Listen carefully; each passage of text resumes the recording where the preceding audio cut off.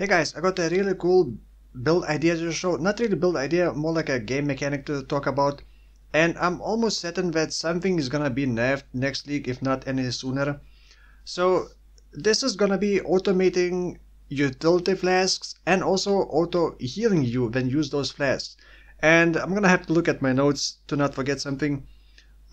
First I'm gonna talk about how you automate the flask, how you're gonna get healed, and then all the other stuff. So first of all, in Scourge League we got new modifiers. Gain up to 7 charges when you are hit by an enemy. As far as I know, Eye for instance doesn't work, and all the other things that do damage to you don't work, like Skull's Battle, Forbidden Rite. It's not gonna work except for Hiltless.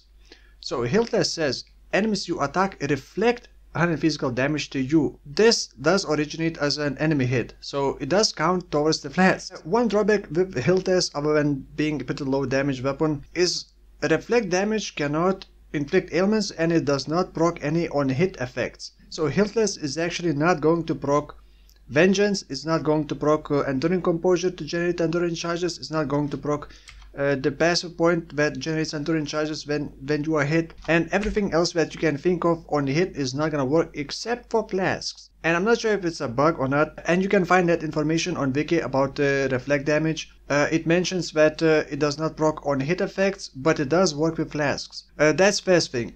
We automate flasks by getting that flask modifier, and also use when charges reach full. You basically bench craft this. When they get filled, they're gonna automatically get used. By the way, when you enter a new zone, when you gain a first charge, that's when it's going to automate the flask. That's when it's going to first use it, not immediately when you enter it. So you still need to gain 1 flash charge. Okay, so we automate the flask like that. Reach when full, gain 7 charges, and then you have to get hit by an enemy. Or use Hiltless to hit enemies to speed up this thing. Now, how to get healed? There are 3 ascendancies for that. First of all, Pathfinder. Pathfinder recovers 6% of life when you use a flask. So use multiple flasks like that I just showed. You recover even up to 30% of your health per trigger, basically, if you use the right flasks. So essentially, if you speed this up, you can recover more than 100% of your life per second. Another ascendancy is Scion. Scion Pathfinder recovers 4% of life when you use a flask, but you got more flexibility how to build it. And the third one is actually Champion. Champion is recover 25% of life when you gain Adrenaline, but the Adrenaline that you gain through this node has 20-second duration and cannot be refreshed until it ends. However, we can bypass that, not really bypass that. This is just a champion's modifier that triggers adrenaline every 20 seconds and basically has 20-second cooldown. But normally adrenaline can be refreshed as much as you want if you got other methods to do that. And the other method is the Aura's Charge Boots. Gain adrenaline for 3 seconds when ward breaks. Ward basically breaks on any hit. With Hiltless, I'm basically always losing ward as soon as I hit anything. You can also lose ward with other casting damage taken shenanigans, like with Eye of Innocence, but like essentially to gain flash charges you need kind of either enemy hits or Hiltless hits. So we break ward by hitting anything, and we also recover ward flash charges when we hit stuff. So essentially we want to make it so that you consume as few charges and you gain back as many charges as possible. The thing about these boots, basically overnight we went from 5 years to 5 exalts. I don't know what happened. If you look at PoE Ninja, that's the pricing. Nothing, trash, boom, everyone wants.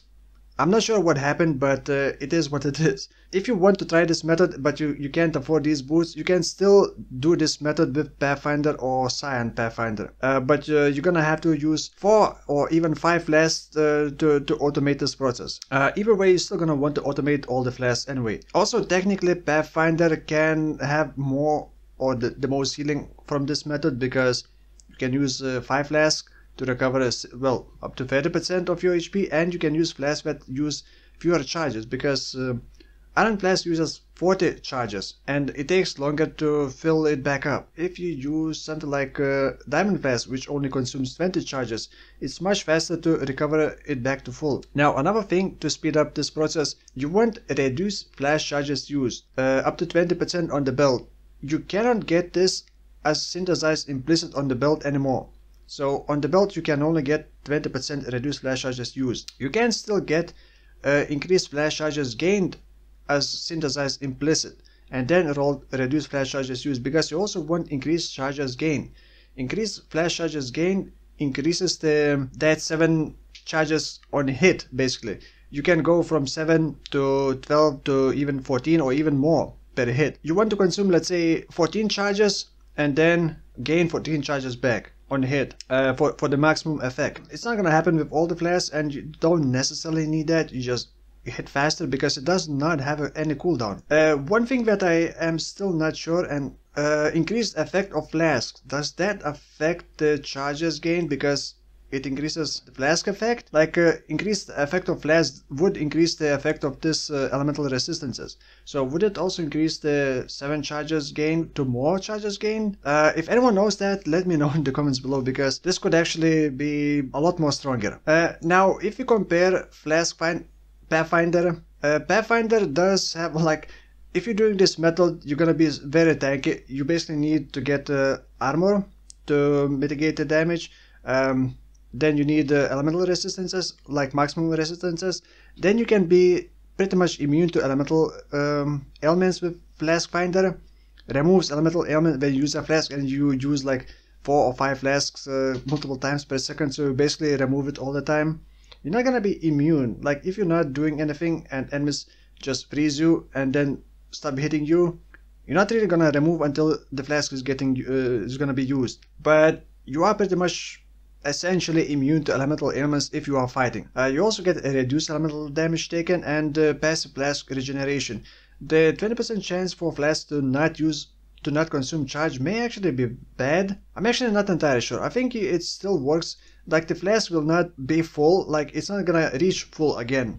So it needs to consume charges to reach full, to be automatically reused. So I'm not sure if that's gonna break or not, but it should work fine still. And then from this you're also gonna be removing bleeding and corrupting blood when you use a flask, which is pretty much always, and gain more charges when you deal critical strikes. And of course gain movement speed and attack speed during flask effect. Even as Silent Pathfinder, it's a bit lesser version of Pathfinder, like a normal Pathfinder, but you can still do it. It's just you're gonna be recovering a bit less life. Now as a champion comparison, you are gonna be immune to all ailments and remove burning. Well, not really immune, but you're gonna remove ailments. So I was still getting frozen until I basically reused the iron flask. So it's not as ideal and not as I guess consistent as Pathfinder. Basically to get back the adrenaline you have to lose ward and regain ward and lose ward again. So basically it's a bit slower concept as a champion, but you are basically making yourself immune to all ailments including poison, which Pathfinder is not immune to. And you only need 1 flask to essentially automate this heal. So that's I guess the difference between Pathfinder and Champion. By the way, you don't need those boots for the Pathfinder or Silent Pathfinder. You only need them for Champion. But you can still use those boots on Pathfinder and just maintain permanent adrenaline, because adrenaline actually gives you 100% increased damage global, 25% increased attack, cast speed and movement speed, and then 10% additional physical damage reduction. So it's great. Maybe that's why the boot price just went up so high. Right, I think I explained the mechanics. I can quickly talk about the build that I'm doing. I picked the Cyclone. If I'm going pure physical, it makes sense to use Impale. And Cyclone because it has the highest hit rate, and I want, like, the faster I hit, the faster I'm gonna be refilling the flask and losing ward and healing myself. But it does not have to be Cyclone. You just want to hit as many times per second as possible basically. And you have to attack with the weapon. It cannot be like a spell. It cannot be cast on damage taken shenanigans. And like I said, Vengeance doesn't proc with from a Hiltless, sadly. So I was planning to actually use Vengeance with like the power charge on crit and rage generation, but it doesn't really trigger until enemies physically hit me. So I had to adjust a bit. I'm even using Abyssus, and you're gonna be surprised that I'm actually very tanky with Abyssus. Not like very tanky, but like I'm still building this. This is level 77. I still need to replace a lot of items. Still need to do a lot of passive changes. And I barely have over 4k HP. And I feel very tanky even with Abyssus. I'm gonna show some clips. I was running level 81 safe house. That was pretty sketchy and scary. And I even try to stop and see how tanky I am by letting enemies hit me, and I could not survive that because I was just under leveled obviously, and Abyssus makes me pretty squishy. And the thing is, I'm gonna be lacking passive points. I don't want to push this to like the level 94 or 94, but if I did, it would be auto generating endurance charges. Like I said, you cannot proc endurance charge generation from a hilt list. You have to let enemies hit you, and I could use enduring composure, let enemies hit me once, and then I would eventually have maximum endurance charges. But I don't want to wait that. Like for map clear, I don't really let enemies hit me all the time. I usually kill them before they hit me, well, very often. So I still need that tankiness. So for that reason, I am using Enduring Cry, which is instant, but I have to manually cast it. But it has a long cooldown, and you have to use it near the enemies before they die. So it's a bit tricky to time this, but for now it is working fine. And I wanted to automate as many other things. I don't want to use cast when damage taken because it drains my mana, and I don't have much mana. Unless I would link to life tap. So for now I'm just automating Blood Rage, which you could just click it and be done with it, and does not need cast and damage taken. You could also use cast and damage taken like Stormbrand with power charge and crit, and then crit chance, but that's four sockets, and it's an attack build, so spells won't have very high crit chance. I'm not losing all that much from power charges. I will also be generating frenzy charges from the Sword Mastery. I unfortunately do not have any explosions, which feels pretty bad for this. Like, the clear speed does not feel that great, but you could use Lancing Steel. I had people using Lancing Steel or the Splitting Steel. That's basically the concept, spin to win. And also, by the way, you could actually get the hilt as corrupted with the increased physical damage or increased attack speed, and then try to Scourge and hit maybe flat physical damage or increased physical damage, stuff like that. You can also try to get corrupted with the Onslaught or Fortify, because Hiltas does not have a lot of damage. It's like minus 521 physical DPS.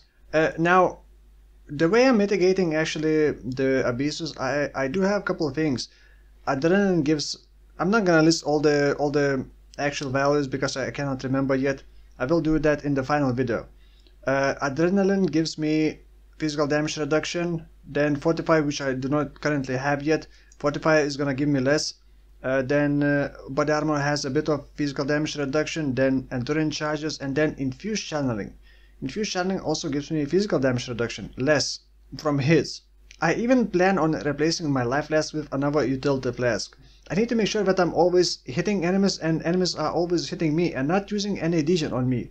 Like some enemies that use Scorching Ray would be very bad for me, because that's not a hit, and that would, unless I'm hitting enemies. But if I'm like far away and enemies I don't know, use some kind of degen on me, or I walk on some kind of degen, I basically cannot protect myself. Like I did Uber Lab with this, and at very low level, and it was fine, but the traps do hurt. Essentially, you want to avoid being one-shotted. If you can avoid being one-shotted and you are in a fight, you're gonna survive. So yeah, my next video is gonna be probably explaining like the full build guide video about this. And yeah, for now I don't want to make this video any longer. For now, thank you for watching, and I'll see you in the next one. Bye bye.